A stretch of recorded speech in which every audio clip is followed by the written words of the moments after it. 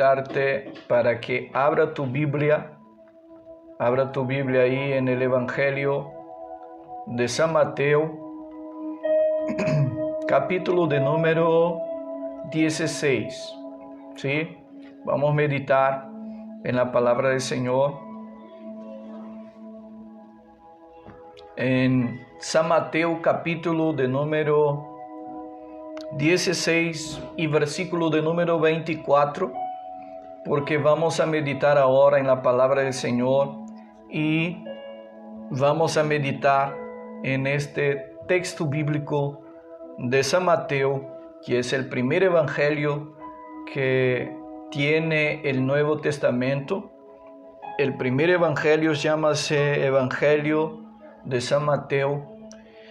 Y vamos a usar el capítulo 16 y el versículo de número 24 para que meditemos en esta noche. Y yo quiero leer y invitarte también a que pueda abrir tu Biblia. En el nombre de Jesús, San Mateo capítulo 16, versículo 24 nos dice así. Entonces Jesús dijo a sus discípulos: si alguno quiere venir en pos de mí, niéguese a sí mismo y tome su cruz y sígame. Si alguien quiere venir en pos de mí, niéguese a sí mismo, tome su cruz y sígame. Fue lo que el Señor Jesús dijo a todos sus discípulos. Es lo que el Señor Jesús sigue diciendo a toda la humanidad en los días actuales.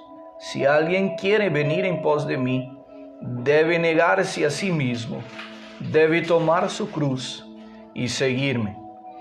Observemos que seguir a Cristo tiene un gran costo. No es fácil seguir a Jesús. Que el mismo texto nos muestra, o el texto que hemos leído nos muestra, que nuestro Señor mismo nos mostró un ejemplo de renuncia.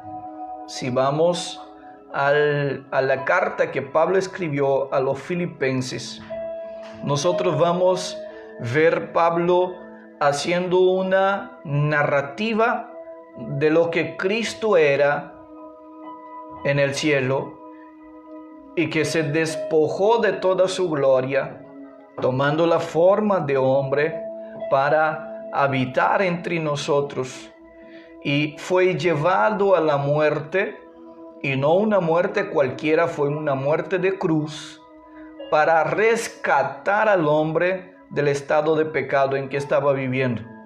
Pero sin embargo la Biblia dice que habrá un día en que todos los hombres, en todos los lugares, tendrán que doblar sus rodillas y confesar que Jesús es Dios para la gloria de Dios Padre.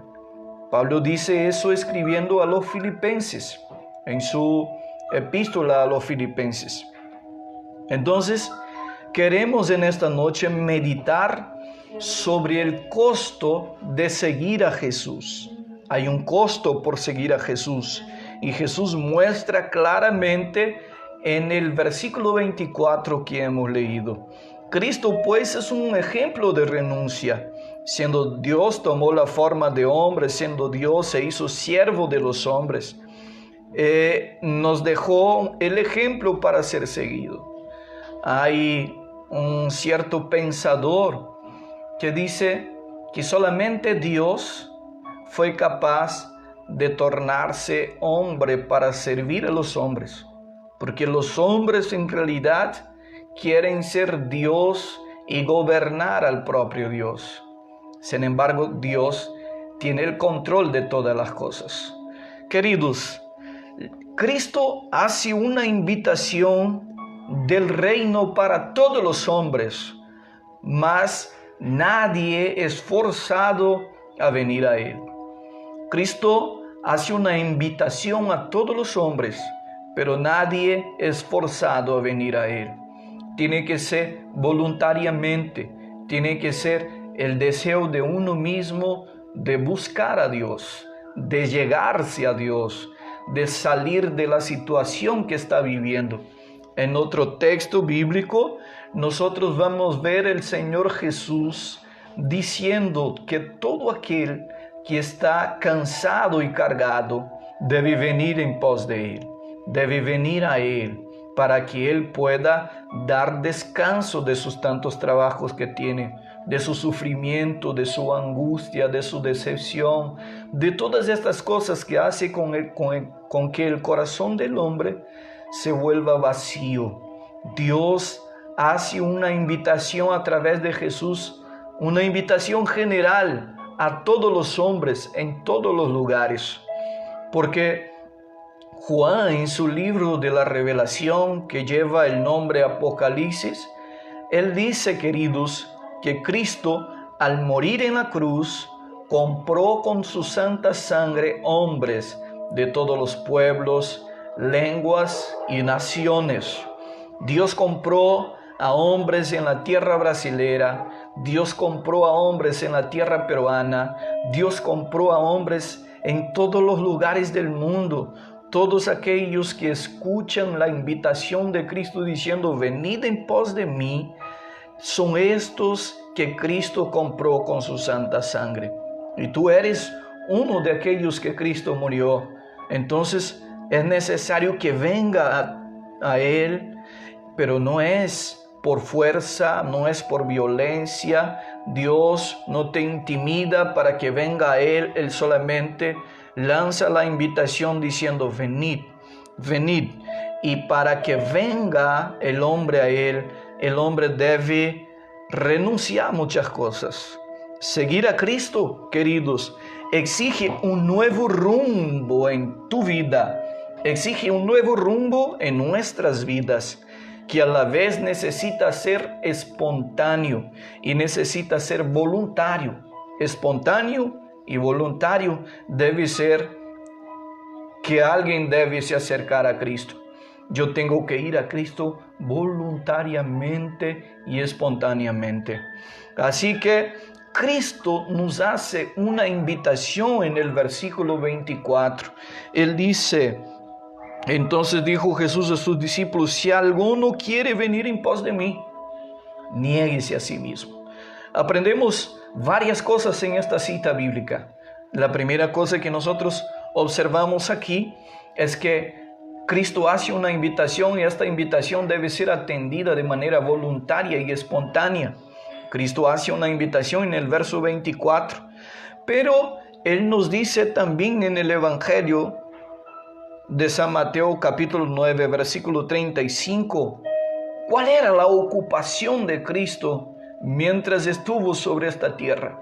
En especial de los 30 a los 33 años y medio, cuando Él tuvo su vida perdida en la cruz del Calvario. Bueno, no podemos decir perdida porque en realidad Cristo resucitó. Pero de los 30 a los 33 años y medio, Jesús se propuso a predicar la palabra. Versículo 35 del capítulo 9 nos dice, recorría Jesús todas las ciudades y aldeas, enseñando en las sinagogas de ellos y predicando el evangelio del reino y sanando toda enfermedad y toda dolencia en el pueblo. Era la ocupación de Cristo.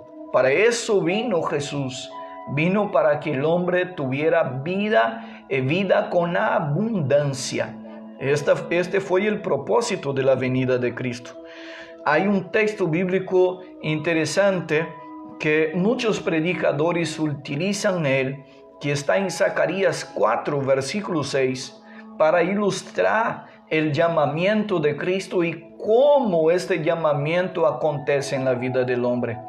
No es que uno agarre en la mano de una persona y le force a venir a Cristo, le traiga, le arrastre a venir a Cristo. No es así.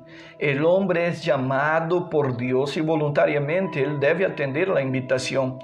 Por eso los predicadores utilizan ese texto para hacer una ilustración del llamamiento de Dios. Y Zacarías nos dice eso en el capítulo 4, versículo 6.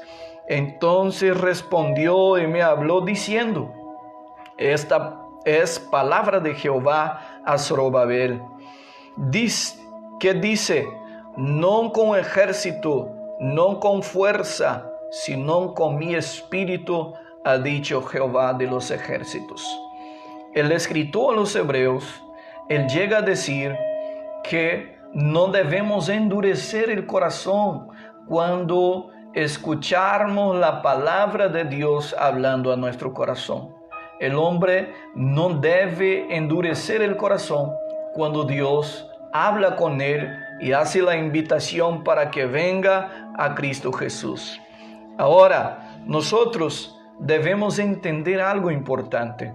Una vez que llegamos a Cristo, que venimos a Cristo, nosotros no podemos imaginar que nuestra vida con Cristo será un mar de rosas. No podemos imaginar que va a ser como una expresión muy peruana, que será pan comido, que será algo fácil. No, debemos entender que habrá dificultades, que habrán problemas, que habrán situaciones difíciles, que habrán momentos de angustias, que habrán momentos de soledad, que habrá momentos en que nosotros hasta mismo vamos a pensar en volver atrás. Sin embargo, debemos entender que hay un Dios que está con nosotros todos los días hasta el fin del mundo, que prometió guardarnos de todo mal, que prometió que si nosotros nos acercamos a Él a través de la oración, confiando, creyendo, podemos pedir cualquier cosa al Padre en su nombre y Él se nos dará. Debemos confiar a Él. Sin embargo, existe un costo por seguir a Cristo, y el propio Cristo muestra cuál es el costo de seguir a Él. Observe que el Señor Jesús, cuando Él nos llama en el versículo de número 24, Él dice algo muy importante. Él dice que el hombre debe negarse a sí mismo. Negarse a sí mismo. Otra cosa que nosotros aprendemos en ese texto bíblico es que seguir a Cristo exige renuncia. Exige una renuncia total. Versículo 24 dice: niéguese a sí mismo. En San Mateo 10, versículo 38, el Señor Jesús nos dice que algo muy importante. Él dice: y el que no toma su cruz y sigue en pos de mí, no es digno de mí. Cruz en aquellos días era sinónimo de sufrimiento. Cruz en aquellos días era la muerte más cruel para un hombre de aquella época. Solo iba a la cruz los malhechores, los peores de los malhechores. Pero la Biblia dice que Cristo no era un malhechor, pero Él se puso en nuestro lugar para rescatar al hombre, porque el hombre no podía pagar la grande deuda que tenía por causa del pecado. Y la Biblia dice que Cristo vino para pagar esta deuda que nosotros teníamos para con Dios. Él se ofreció a sí mismo en rescate de nosotros para que nosotros fuéramos libres. Seguir a Cristo exige renuncia total.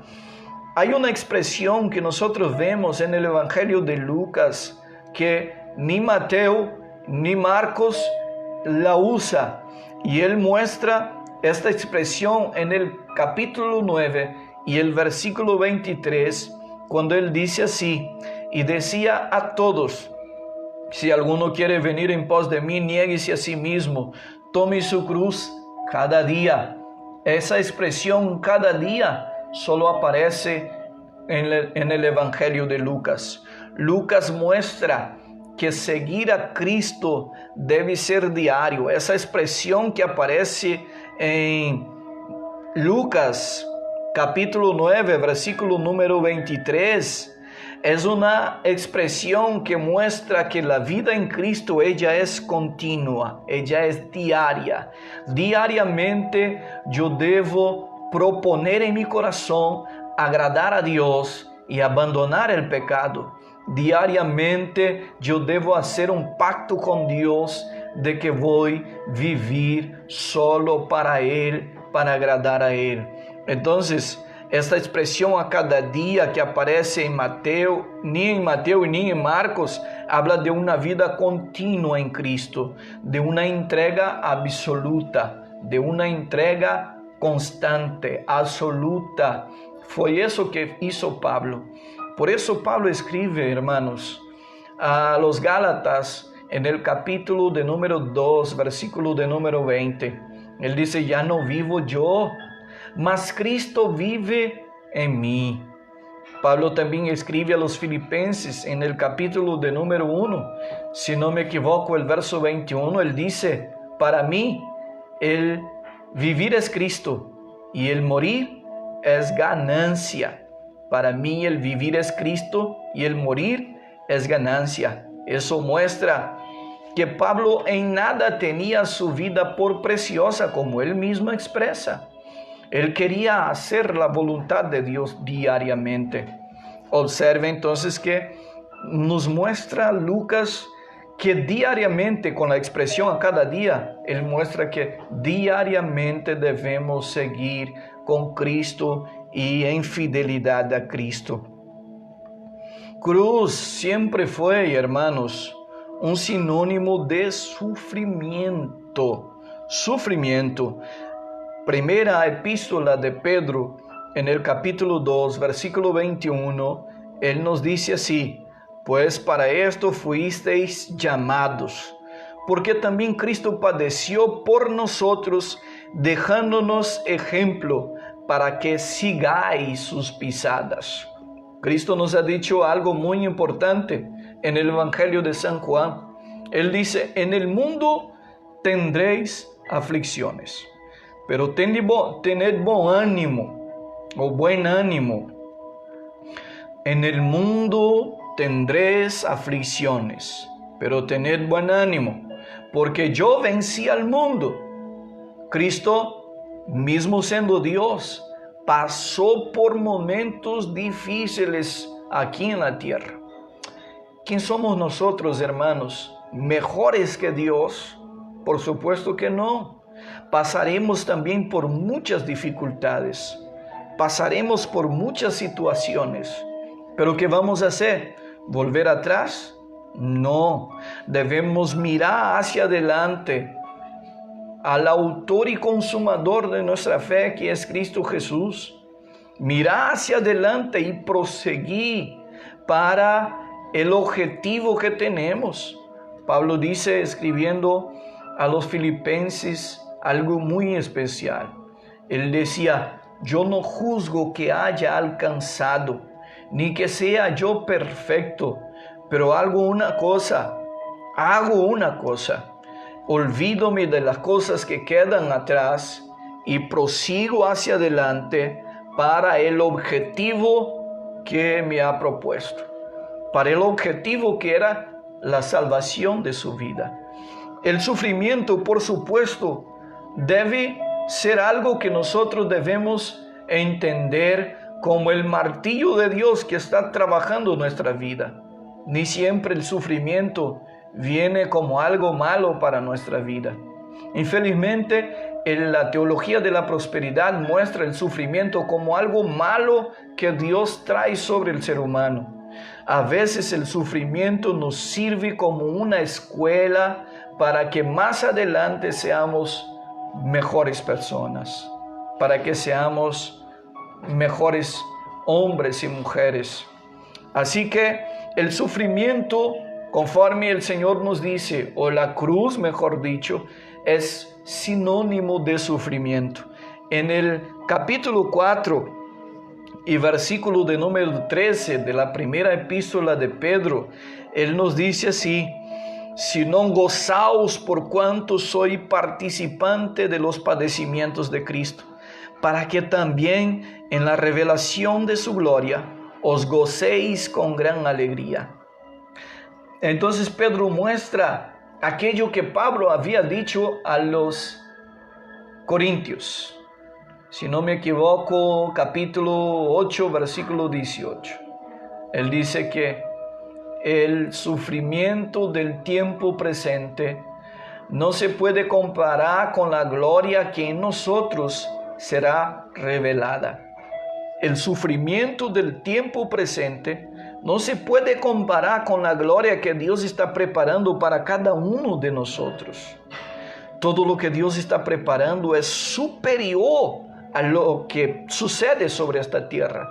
Entonces vale la pena sufrir, vale la pena ser humillado, vale la pena seguir a Cristo, porque mismo con todas las dificultades que tenemos en esta tierra, un día la gloria de Dios se revelará, se manifestará a nosotros y viviremos en un lugar donde no habrá más sufrimiento, donde no habrá más persecución. Así que yo te animo a que siga, aunque sufriendo, siguiendo a Cristo Jesús. Observemos algo muy especial, que la cruz es sinónimo de muerte. La cruz es sinónimo de vergüenza. La cruz es sinónimo de burla. Eso mismo es sinónimo de muerte, vergüenza y burla.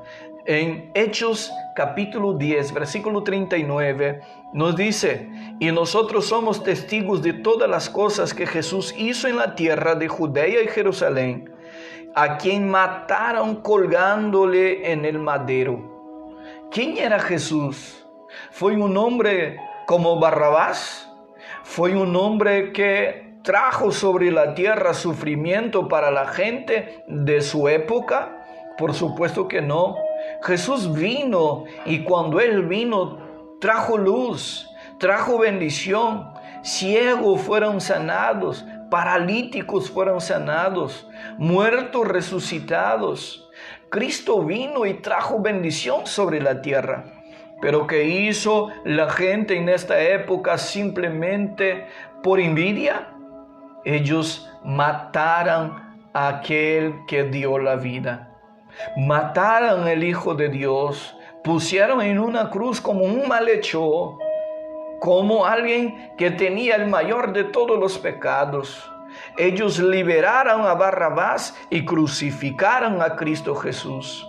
Esto da testimonio Pedro cuando él dice: y nosotros somos testigos de todas las cosas que Jesús hizo en la tierra de Judea y en Jerusalén, a quien mataron colgándole en el madero.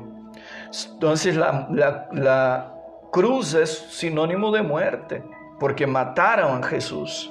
Observemos otra cosa más, que la cruz es sinónimo de vergüenza. Hebreos capítulo 12, versículo 2 dice: puesto los ojos en Jesús, el autor y consumador de la fe, el cual por el gozo puesto delante de él sufrió en la cruz, menospreciando el oprobio, y se sentó a la diestra del trono de Dios. Menospreció todo eso. Él tomó todo eso sobre él, porque cuando él estaba caminando con la cruz en su hombro, la gente se burlaba de él. La gente escupía en él, pero él siguió adelante porque tenía un propósito. El propósito era de alcanzar mi vida y tu vida. Bendito sea el nombre de Jesús. Luego, querido, nosotros podemos ver también en Mateo 27:39 que la cruz es sinónimo de burla. 27:39 nos dice: y los que pasaban le injuriaban, meneando la cabeza. Cuando Cristo estaba en la cruz colgado, la gente pasaba y miraba hacia él, decía: este que salvó a tantos, ahora no puede salvarse a sí mismo. Este que resucitó a muertos, que sanó enfermos, ahora no puede hacer absolutamente nada por él mismo. Y meneaban la cabeza en señal de rechazo. Cristo sabía lo que estaba haciendo cuando estaba en aquella cruz. Él estaba pagando la deuda que era mía, del pastor Iván, que era de mi hermano Alexi Galo, que era de mi hermano Medina.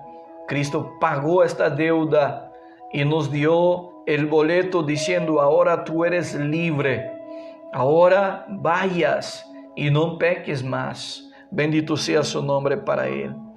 Queridos, el que decide llevar su cruz debe saber que abraza el sufrimiento, debe saber que abraza las luchas.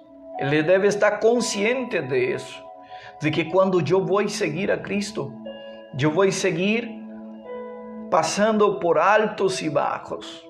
Yo voy a seguir pasando por momentos difíciles, pero también por momentos de bonanza. Voy a pasar cada momento de mi vida mirando hacia el autor y consumador de la fe.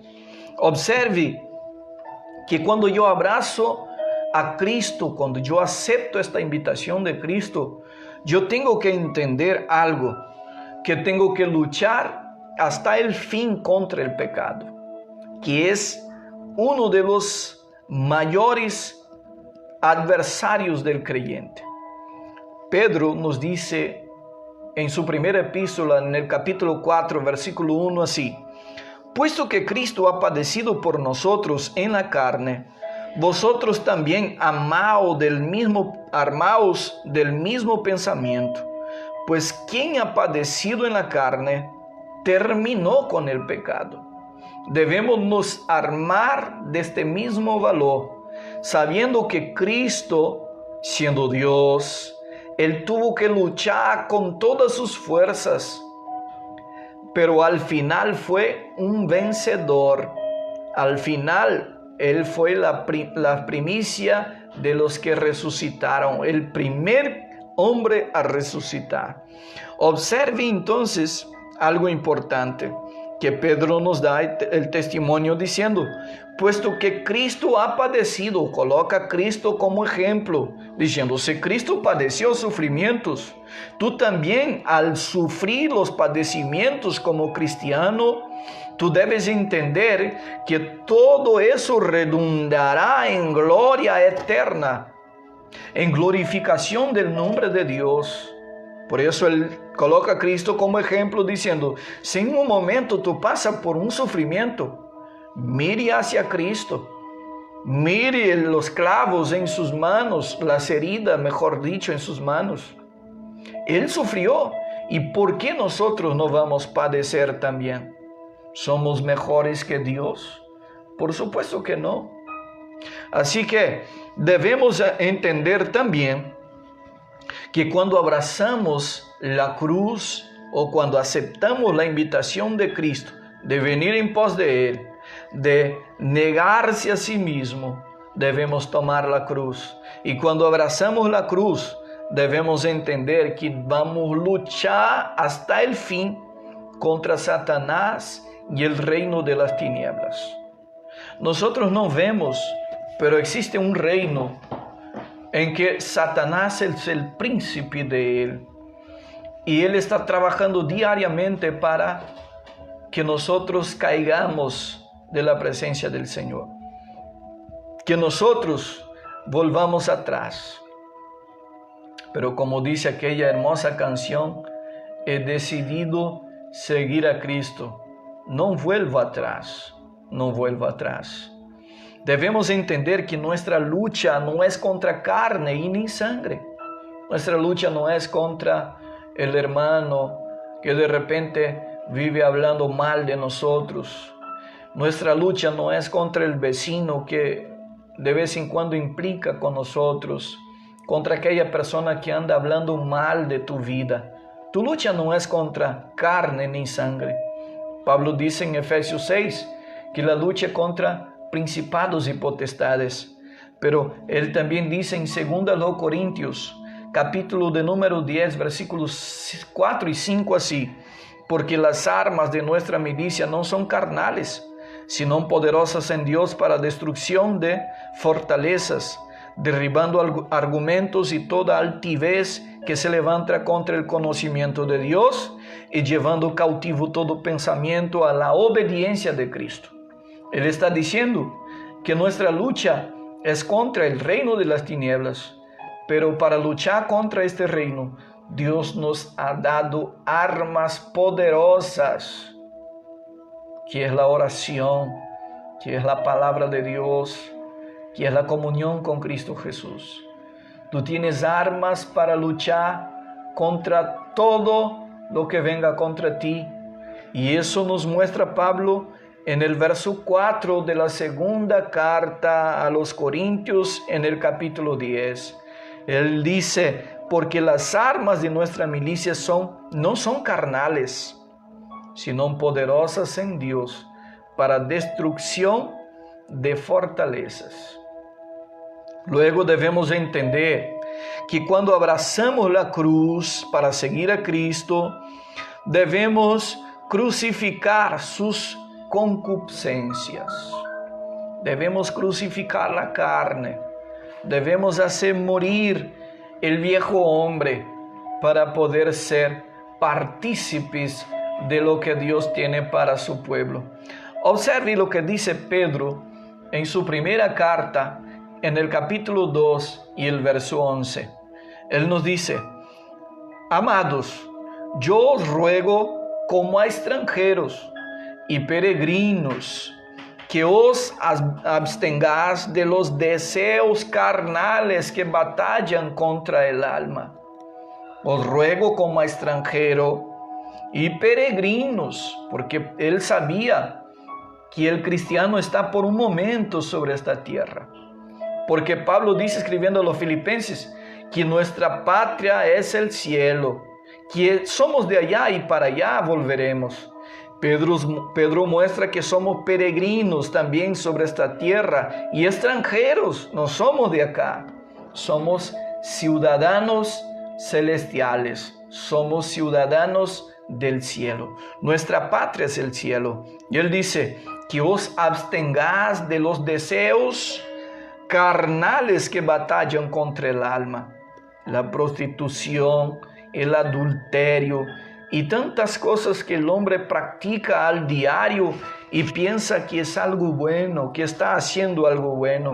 Hasta mismo los cristianos son tentados a estas pasiones carnales. ¿Cuántas familias se deshacen por causa del pecado del adulterio?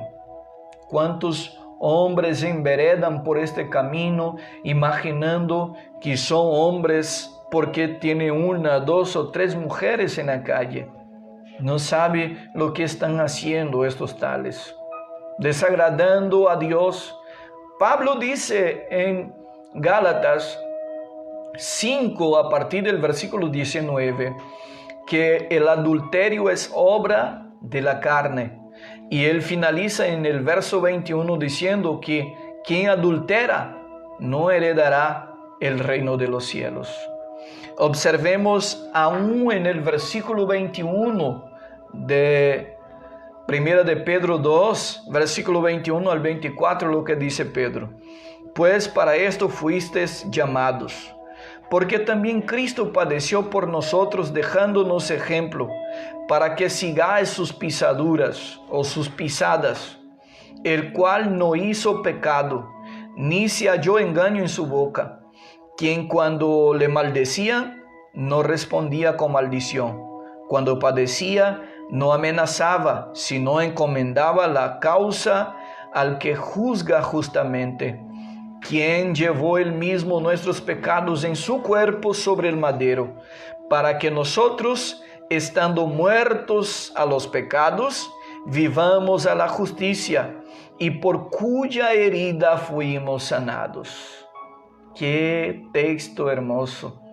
Con ese texto queremos finalizar, queridos, diciendo que quien abraza la cruz de Cristo para seguir a Él, debe entender que debemos crucificar la carne, sus concupiscencias. Debemos hacer eso, porque todo aquel que sigue a Cristo debe ser santo como Él es santo. Por lo tanto, El Señor Jesús nos dice, entonces, si alguno quiere ser mi discípulo, debe venir en pos de mí, negarse a sí mismo y tomar su cruz y seguirme. ¿Quieres tú ser un seguidor de Cristo? Entonces abandone inmediatamente la vida de pecado que estás viviendo. Abandone la mentira. Abandone los deseos y las pasiones carnales.